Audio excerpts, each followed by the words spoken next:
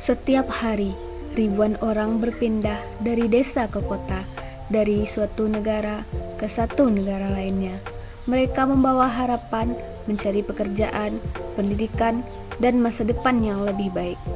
Tapi, urbanisasi dan migrasi tidak selalu berjalan dengan mulus. Ada tantangan, konflik, dan perubahan besar yang terjadi. Mari kita telah lebih dalam apa itu urbanisasi dan migrasi, mengapa mereka terjadi, dan apa dampaknya terhadap masyarakat kita. Urbanisasi merupakan proses meningkatnya jumlah penduduk yang tinggal di suatu wilayah perkotaan, sedangkan migrasi adalah perpindahan penduduk dari satu daerah ke daerah lain. Bisa dalam satu negara atau migrasi internal atau antar negara yang biasa disebut dengan migrasi internasional. Adapun rural-urban migration adalah bentuk paling umum, yakni ketika orang dari desa berpindah ke kota. Tetapi, urbanisasi tidak selalu terjadi karena migrasi saja. Bisa juga karena pertumbuhan penduduk alami yang ada di kota atau perubahan batas administratif suatu wilayah. Apa sih yang mendorong orang untuk pindah ke kota? Ada dua jenis faktor yang menjadi pendorong. Yang pertama, faktor pendorong atau push factors, yaitu kemiskinan yang terjadi di desa, kurangnya lapangan pekerjaan, serta terbatasnya akses terhadap layanan dasar seperti pendidikan dan kesehatan. Selanjutnya, ada faktor penarik atau pull factors, yaitu peluang kerja di kota yang lebih menjanjikan, gaya hidup yang lebih modern di kota, serta fasilitas yang ada di kota lebih lengkap daripada yang ada di desa. Urbanisasi bukan sekedar pilihan, tapi bagi banyak orang ini adalah jalan keluar bagi keterbatasan dan kemiskinan. Adapun peran kota dan daya tarik urbanisasi. Kota selalu dianggap sebagai pusat dari suatu kemajuan karena kota menghadirkan yang pertama, industri, yang kedua, inovasi, yang ketiga, pendidikan yang tinggi, serta fasilitas hiburan dan layanan yang lebih modern dibandingkan yang ada di desa. Tetapi, semakin banyak orang yang datang, semakin besar pula tantangannya. Kota harus mampu menampung pendatang baru tanpa mengorbankan kualitas hidup masyarakatnya. Semakin banyak orang yang ada di kota, maka kota dapat menjadi masalah. Ketika urbanisasi tidak dikendalikan dengan baik, muncullah berbagai masalah. Yang pertama yaitu kepadatan penduduk. Yang kedua yaitu pemukiman yang kumuh. Yang ketiga, pengangguran terselubung atau semakin tingginya pengangguran. Yang keempat, kemacetan. Yang kelima, pencemaran lingkungan. Bahkan, seringkali penduduk baru yang tidak mampu bersaing akhirnya hidup di pinggiran kota tanpa akses yang layak terhadap air bersih, listrik, ataupun pendidikan. Di saat kota tumbuh, desa bisa menjadi korban senyap. Banyak desa kehilangan generasi mudanya yang lebih produktif. Sektor pertanian kekurangan tenaga kerja, struktur sosial desa juga berubah. Rumah menjadi kosong, sekolah menjadi sepi, dan ekonomi desa menjadi lambat. Apakah ini desa selalu kalah? Oh, tidak juga. Untuk itu, urbanisasi memiliki dua sisi. Yang pertama, dampak positif. Dapat meningkatkan pertumbuhan ekonomi, mempercepat inovasi dan pembangunan. Dari dampak positif tersebut, ada dampak negatifnya, yaitu kepadatan penduduk yang tinggi, meningkatnya biaya hidup, dan menurunnya kualitas lingkungan. Migrasi dapat kita kaitkan dengan pembangunan. Migrasi bisa mendorong pembangunan jika dapat dikelola dengan baik.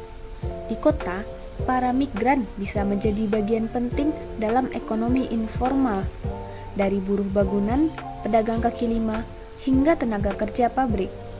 Di desa, uang kiriman atau remitansi dari migran bisa digunakan untuk membangun rumah, membiayai pendidikan anak, bahkan membuka usaha. Namun, agar migrasi benar-benar memberi manfaat, dibutuhkan kebijakan yang adil dan sistem pendukung yang kuat untuk dapat berjalannya migrasi dengan baik serta dapat meningkatkan pembangunan. Nah, siapa aja sih yang terlibat dalam urbanisasi dan migrasi? Urbanisasi dan migrasi tidak terjadi dalam ruang yang hampa. Banyak pihak yang terlibat, seperti pemerintah pusat, pemerintah daerah, pengusaha dan industri, masyarakat sipil, serta lembaga internasional. Proses yang terjadi di dalamnya sangat kompleks, mulai dari kebutuhan individu, dinamika keluarga, kebijakan publik, hingga tren global seperti digitalisasi dan perubahan iklim. Kini, pola hidup mulai berubah. Revolusi digital telah memecah tembok-tembok geografis. Kita tidak harus tinggal di kota besar untuk mendapatkan pekerjaan atau akses pengetahuan.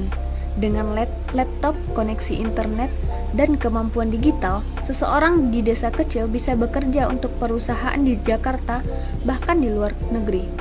Muncul istilah baru seperti desa digital, remote working, digital nomad, hingga gig economy. Semua ini mengaburkan batas antara kota dan desa. Urbanisasi tak selalu berarti pindah fisik, tapi bisa berarti terhubung secara digital. Nah, adaptasi merupakan kunci utama. Banyak generasi muda yang dulunya merasa harus merantau ke kota, kini memilih tetap di kampung halaman. Mereka membuka usaha online, menjadi content creator, freelance designer, atau bahkan pengembang aplikasi. Komunitas pun ikut berubah. Di beberapa daerah, muncul kelompok belajar digital, UMKM berbasis e-commerce, dan koperasi digital. Desa-desa yang dulu tertinggal kini bisa menjadi pusat kreativitas dan inovasi. Tapi, adaptasi bukan hanya tentang teknologi, ia juga menyangkut pola pikir, bagaimana kita melihat peluang, berani belajar ulang, dan membuka diri terhadap perubahan. Namun, tak semua daerah memiliki akses dan peluang yang sama. Masih banyak desa tanpa jaringan internet yang stabil, tanpa pelatihan keterampilan digital, tanpa perangkat teknologi. Disinilah peran penting negara. Pemerintah harus mendorong pemerataan infrastruktur digital, memperluas program literasi digital, dan mendukung UMKM yang berbasis teknologi. Kolaborasi antara pemerintah, swasta, dan masyarakat sipil menjadi kunci agar tidak terciptanya urbanisasi digital yang timpang. Urbanisasi dan migrasi masa kini membawa dampak besar secara sosial dan ekonomi. Di satu sisi, peluang kerja lebih merata, daerah bisa tumbuh, dan masyarakat desa tidak lagi tertinggal. Tapi, di sisi lain, muncul ketimpangan digital antara yang mampu beradaptasi dan yang tertinggal. Adaptasi juga menimbulkan tantangan sosial, perubahan gaya hidup, pergeseran budaya lokal, dan ketergantungan terhadap teknologi. Urbanisasi dan migrasi adalah keniscayaan. Tapi, apakah akan membawa berkah atau malahan bencana? Tergantung bagaimana kita merencanakannya. Membangun desa tanpa meninggalkan kota, mengembangkan kota tanpa melupakan keadilan sosial, memberi kesempatan tanpa menciptakan kesenjangan. Untuk itu, saatnya kita berpikir jangka panjang dan menjadikan migrasi serta urbanisasi sebagai alat pembangunan, bukan ancaman. Karena pada akhirnya, kota dan desa adalah dua sisi dari satu masa depan. Urbanisasi dan migrasi juga bukan tentang berpindah tempat, tetapi tentang bagaimana kita merespon perubahan dunia. Teknologi telah membuka jalan dan adaptasi adalah kendaraan untuk kita. Masa depan tidak ditentukan oleh tempat tinggal, tetapi oleh kemampuan untuk terus belajar, beradaptasi, dan berbagi peluang. Mari kita wujudkan pembangunan yang lebih adil dari kota hingga ke pelosok desa, karena semua tempat layak untuk tumbuh dan bermakna.